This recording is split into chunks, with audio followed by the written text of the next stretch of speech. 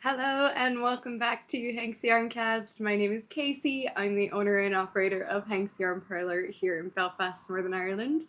You're very welcome. Thank you so much for joining me.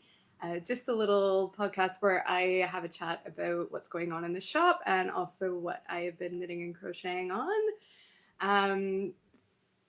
First bit of shop news that I have. This time it is Hank's 5th birthday. Wow, first of all, I still can't believe every time I say that out loud, we're 5. It's incredible. The last 5 years have absolutely blown by. It's been a bit of a whirlwind. Really good one, though. So, yeah, just, I don't know, I can't really describe what that feeling is like. When I realized that it'd been 5 years, the kind of annual shop birthday sale was kind of coming up, and I was like, how long? It has been 5 years now. It's year 5. So that's absolutely incredible. I just wanted to say thank you so much to everyone that has visited the shop, bought yarn here, came to a class here. Maybe you visited from abroad, or maybe you're just still following us here on YouTube or even Instagram. I just wanted to say thank you so much for your support over the past 5 years. It's absolutely incredible, and I couldn't have done it without every single one of you. It makes such a big difference. Like, even if you think, oh, I haven't visited, I haven't contributed, trust me, if you've so much as liked or shared a post, it has helped. So thank you so much from the bottom of my heart, guys. I can't believe that I'm still here after 5 years. Hopefully we'll be here for many more. So on that note, there is the annual shop birthday sale going on. This year, how it works, we're just keeping it real simple. So every £30 you spend, you get a £5 off. So if you spend £30 to £59, you get £5 off. Once you get up to 60, it's £10 off. Up to 90 is £15 off. And that includes absolutely everything in the shop. There are no exceptions. It just all kind of, when you add everything into your basket, the discount will apply automatically. So you can shop online at hanksyarnparlour.com, or of course you can come down and shop in person, where I would be delighted to help you pick out anything that you need. We also had, just this past Thursday was the birthday stitch and stash, which was incredible as well. Thank you so much to everybody who managed to make it down for that. There has been a little bit of a hairy situation going on in Belfast this past week, just some civil unrest, and that's not really what this podcast is about, but I just want to take a moment to say that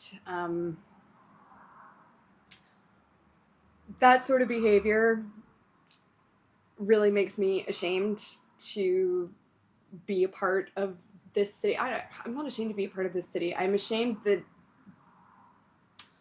I guess that those people are what they're doing to our community, like what that makes us look like. And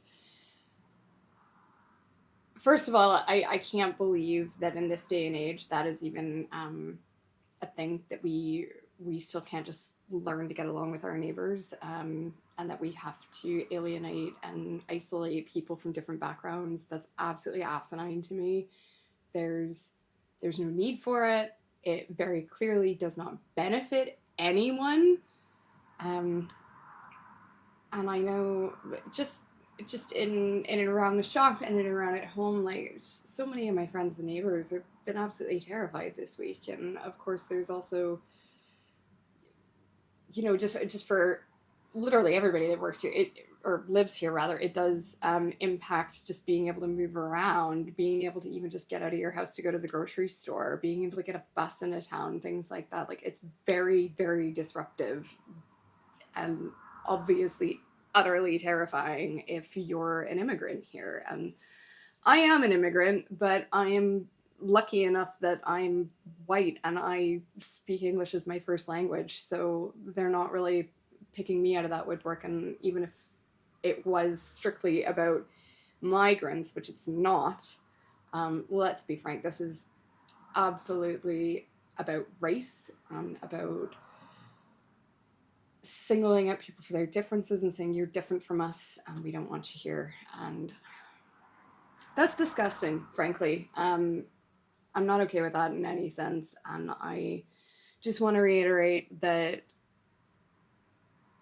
I'm quite happy to have people of every single background in here, and I'm blessed and privileged to get to visit with so many people that come into the shop from different backgrounds. I've had people in here from Japan, New Zealand, India, literally like all over. I like it never ceases to amaze me where I get people coming in from, and it's literally all over the place. Loads of different backgrounds, and it to me is actually so brilliant that we can all come together under this craft, and I hope that we can continue to do so. And I just wanted to say to anybody that is living here as an immigrant or a person of color, and if you feel like you need somewhere safe to just go hang out a little bit, get out of your own head, if you want to come down here and just knit with me for a bit of crochet or just chat, please feel free to pop down anytime that we're open. I'm more than happy to just give you a space where you can just kind of relax a little bit and unwind and not have to worry about the unrest that's going on out there. And I just want you guys to feel safe. It breaks my heart that so many of my friends and neighbors don't feel safe in their own city, and like places that they've lived for years. It's sad and it's awful, and I would like to see a stop to that. As I say, it doesn't benefit anyone, and violence never benefits anyone either. So this nonsense about, or we're protesting. You're not protesting, you're rioting, and that's not going to get you anywhere. So anyway, that's all I'm going to say on that. Please just know that if you feel excluded, you are very, very much welcome here. Okay, let's get into what I've been working on. My Franny Granny Square sweater is finished. I'm absolutely delighted with it, you guys. I'll stand up here so you can kind of, don't know, well, push my chair back so we can get kind of the full bit in there. So I've opted to go for kind of the granny stitch all the way down the sleeve and do the kind of regular short cuff rather than the long cuffs. Mostly because I could not be bothered to rib in crochet or knitting for the entire length of my forearm. That did not appeal to me at all. But I do really like the way that the sleeves are tapered, they're shaped, but I do like that they're just a little bit like kind of ballooning just slightly over the cuff. Same with the hem. Sorry guys, back up again here. The hem is just kind of cinching it in ever so slightly so that it kind of sits over top of it like that, and it's just kind of nice, slouchy, drapey sort of summer sweater, and it's lovely. It's comfy. It's actually, I'm kind of enjoying the little bit of weight to it because this is cotton. So I'll just remind you, I've crocheted this in Rosario's for Atlantico. Sorry guys, this focus is all over the place. There we go. So this is a Aran weight cotton and sea cell mix, and sea cell is made of seaweed. Now, unfortunately, I just found out a few weeks ago that unfortunately Rosario's has discontinued the Atlantico range. Rather gutted about that, seeing as how I just finished this jumper in an effort to promote it, but also, I mean, I love it anyway, so it's going to be a favorite piece of mine, I think, for most of the summer months. But they do have an alternative that will be coming shortly, and this is called Sunrise. If I can get that to focus. It's looking for my face. I think I'm going to just try to block out my face. Now it's looking for that sign that's in the back. Sorry, guys. Do you know what? Bear with me a moment while I just make an adjustment to the video situation here. Okay, let's try this now. Right, okay, so this is Rosario's for Sunrise. So this one is pretty much the same as the Atlantico. It's the same sort of spin. It's just that this one is 100% cotton. So it doesn't have the sea cell, the lyocell in it. They didn't give a reason for why they decided to discontinue this one. I don't know if just the production cost on the sea cell might have been a little bit too much, is what I suspect, but I don't actually know. What I do know is that texture-wise, spin-wise, these are pretty much identical. The 100% cotton one, the Sunrise, does have slightly less meterage. These are 150 meters. The Atlantico is 180 per 100 grams. So gotten a little bit less, but yeah, still, I think this is still a really wonderful material, and I'm going to be bringing in this with, there's some new shades as well, apart from what the Atlantico had. There's some new shades in the Sunrise, so we'll have a little bit more colors to choose from. Now, in terms of finishing the jumper itself, let's see. So I did modify a few things. Let's see. Biggest modification that I did was the ribbing.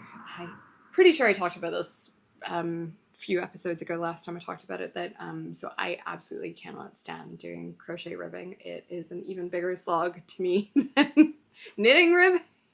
So I cheated there, and I used my knitting needles to pick up stitches around the collar, the cuffs, and also the hem of the jumper. They were all knitted. First of all, it uses a little bit less yarn. Second of all, it just goes a bit quicker for me. I'm more comfortable with it, and I kind of like the look of it better as well. I just think it's a bit neater. I did do a twisted rib on this too. If I put there we go. So hopefully you can see that well. Yeah, I actually haven't blocked this yet. The squares were blocked before I joined them all together. They didn't grow very much or anything, so I'm not expecting the rest of the jumper to grow much either. So I think this is pretty much the fit, the way that it's going to be. And it's actually, like, I'm delighted with the fit.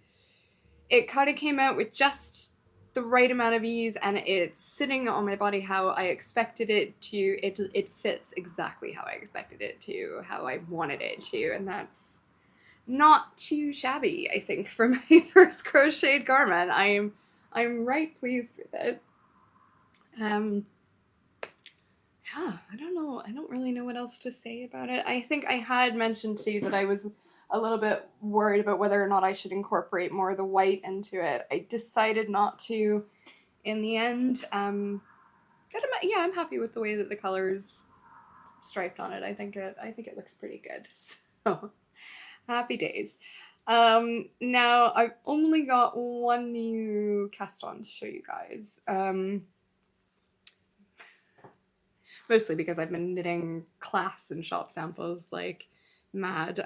Not ready to show you those yet, but they are coming. In the meantime, I have cast on my Inverleith tee, which I chatted about last time. So this is my garment choice for the Ysolda Garment KAL 2026. Now, I haven't got very far on this, so this is knit top down, and it uses a kind of contiguous method as well. It's similar to the black commission jumper that I was doing a couple months ago. So it also has kind of like a faux saddle shoulder design on it, or construction, I suppose. Now, I wanted to show you guys this because, so I'm knitting this in the BC Garn Lino. It's 100% linen. And I have ripped this back so many times. Oh my gosh. 4 times now, I think, where I've gotten about this far and then a little bit further maybe even, and then just ripped it right out and started again, and mostly because I'm getting really frustrated with the increases on this. So the pattern calls for lifted increases as opposed to just regular, like make one left or make one right. Now, usually this makes for a really lovely, fairly invisible kind of line of I don't know, it's just a really tidy way to increase, I think. However, it does not seem to be quite going to plan here. You can kind of see down either side of my saddle, so that's where the increases are happening. And the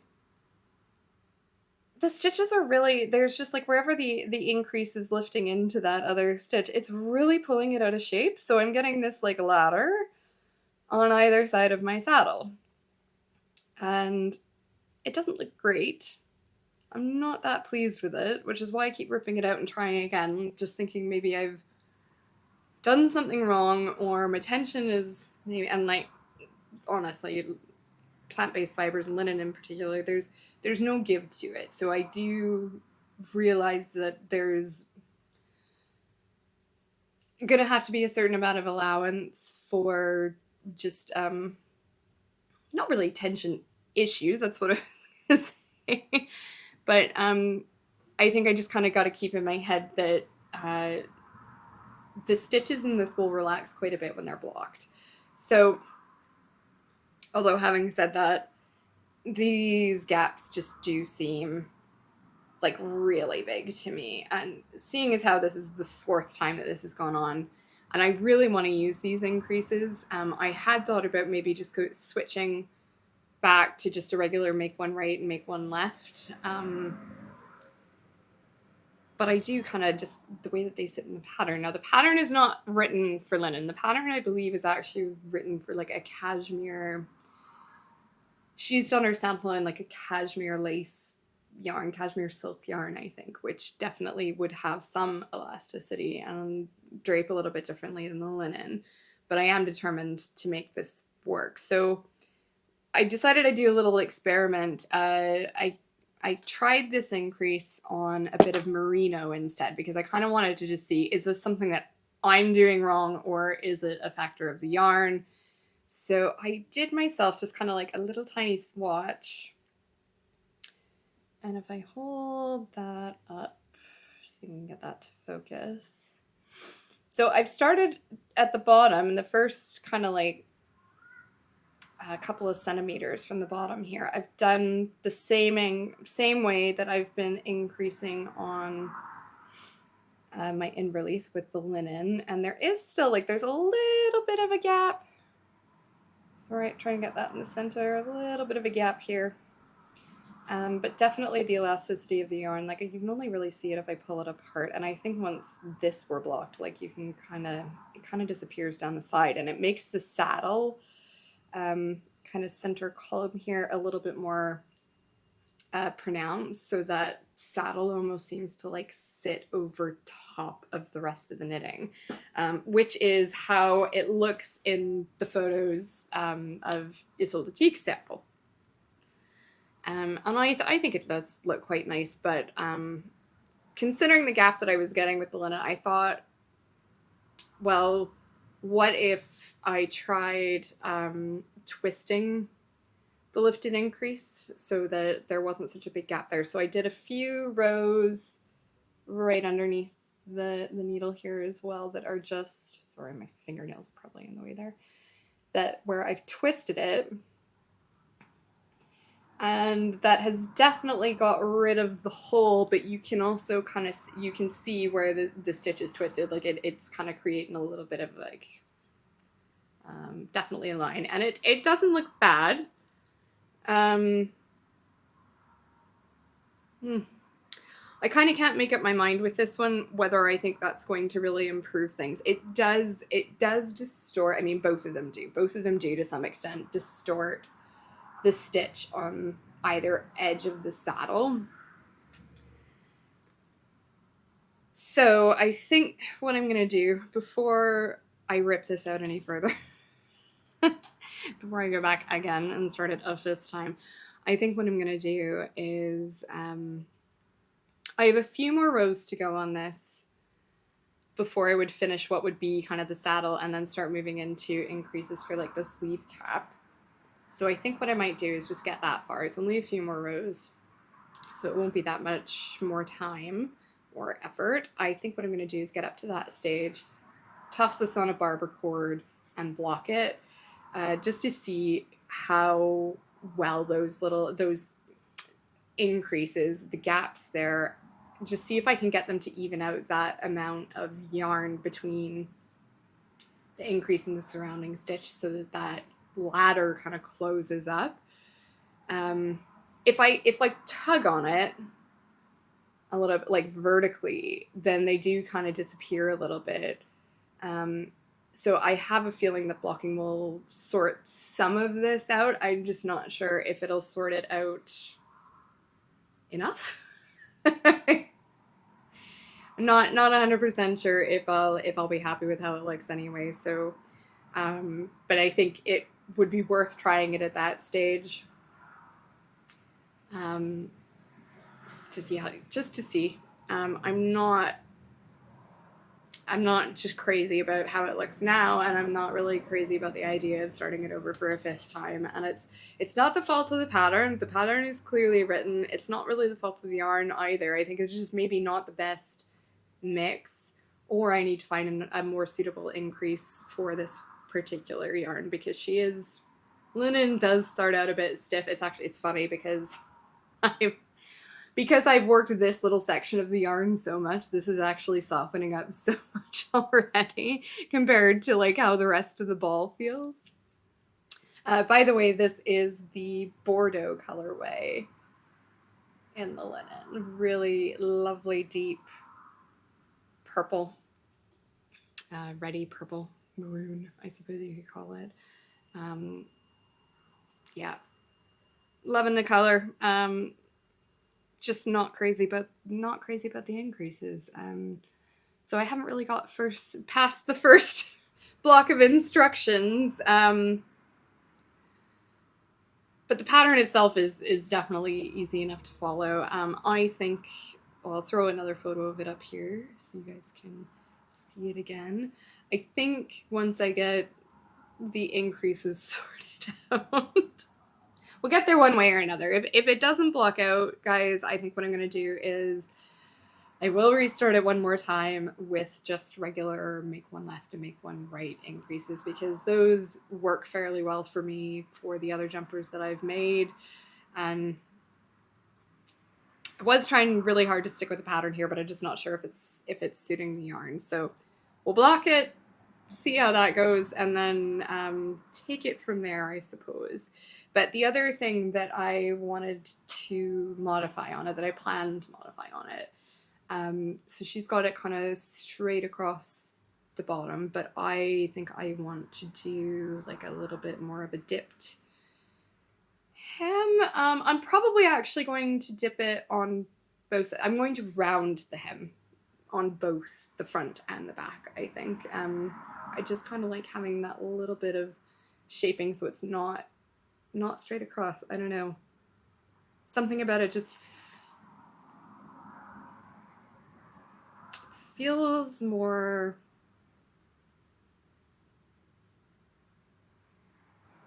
It feels more in tune with that sort of like scoopy, because there's quite a deep scoop neckline on it, and then it's also got like the little upturned sleeves, and I feel like it needs a dipped hem, guys. So that's what I'm planning to do with it, but we'll have to wait and see when we get that far. Once we get past the shoulder shaping increases, just see if we can solve that problem first. Not really something that I've ever come across before with the linen, but also haven't really ever made anything that required a lot of increases with the linen. The last top that I made with this, actually I'll just grab it, it's just off camera here. you've been down to the shop, you've definitely seen this one. So this is the Queen's Cami, which is the front and the back. I love how this drapes. It's absolutely gorgeous. It's just like a little tank top.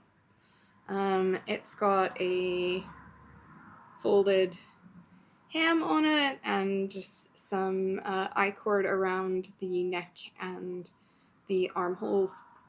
Now, this is shaped, so it's a bit. I think the kind of construction method on this is rather clever. So it's sort of an A-line shape, and this is actually achieved rather than with increases or decreases. It would have been decreases actually, because this is bottom up. How the designer actually, so this is by Tori Yu, and how she's constructed this, how she got that shape is actually by changing the gauge rather than incorporating decreases. So when you start off in this pattern at the bottom, I believe it was a 3.75 mil needle that I used, and then as you work your way up the body, you're decreasing to a, I think I went from a 3.75 to a 3.5 to a 3.25, and that also means that the closer it gets to the bust, the more modest and less sheer it gets, which I also love. I'm planning on incorporating that technique into another top that the wheels are turning on in my head. I haven't actually, it's not an existing pattern, it's just kind of something that I want to try. But that's maybe that's maybe for another podcast down the line, because I haven't quite fully conceived of that idea. But yeah, so that's kind of how the increases are done in that one, how she gets that shape. So I didn't really have to worry too much about the shaping other than on the neckline with this one. And the decreases I think are easier to keep neat than increases are sometimes. So if you guys have any little thoughts on how this could be improved, my lifted increases could be improved, do let me know. As I say, we'll give the blocking a try and see where that gets us. But yeah, I am, as much as I'm enjoying the yarn, and I think this t-shirt will be really cute, I'm also just getting a little bit frustrated having to restart a project this many times. It's getting a bit old. So let me see. I think that is actually really all that I have to chat to you guys about this time around, because that's all I've really had the time to work on. Just trying to think if there was any other little shop updates or news I was supposed to tell you about. There's a couple more classes up on the website now. So there's another Knitting for Beginners class coming up at the end of July. There is also another brioche workshop coming up at the end of July. And we are still aiming to do an intarsia class before the end of the summer. So if you've been waiting for that, thank you so much for your patience. Please do hang in there. That is in the works. I'm just trying to work out the sample and the best kind of approach to that, so that we can actually get the most out of the class time. It's a little bit, it's all fine and good to say, hey, come to this class and I'll teach you intarsia, but like, what are we going to make that is actually gets you trying the technique in the store without it requiring a load of setup and prep work, and that you still actually get to go home with a proper project and not just a boring square that you're not going to do anything with. So yeah, do keep an eye out on the website. You can find links to that in the description below, as well as the social media handles. We're just at Hank's Yarn Parlor on Facebook, Instagram, and TikTok. You can follow us there. And if you'd like to see how I get on with the Inverleith tea, do remember to hit the subscribe button down there and give us a like as well. And thank you so much for joining me. Sorry this one was a bit quick and a bit of a whirlwind, but I really hope that you've enjoyed your time here and maybe have learned something or been inspired to make something. So thanks for joining me, and I'll see you next time.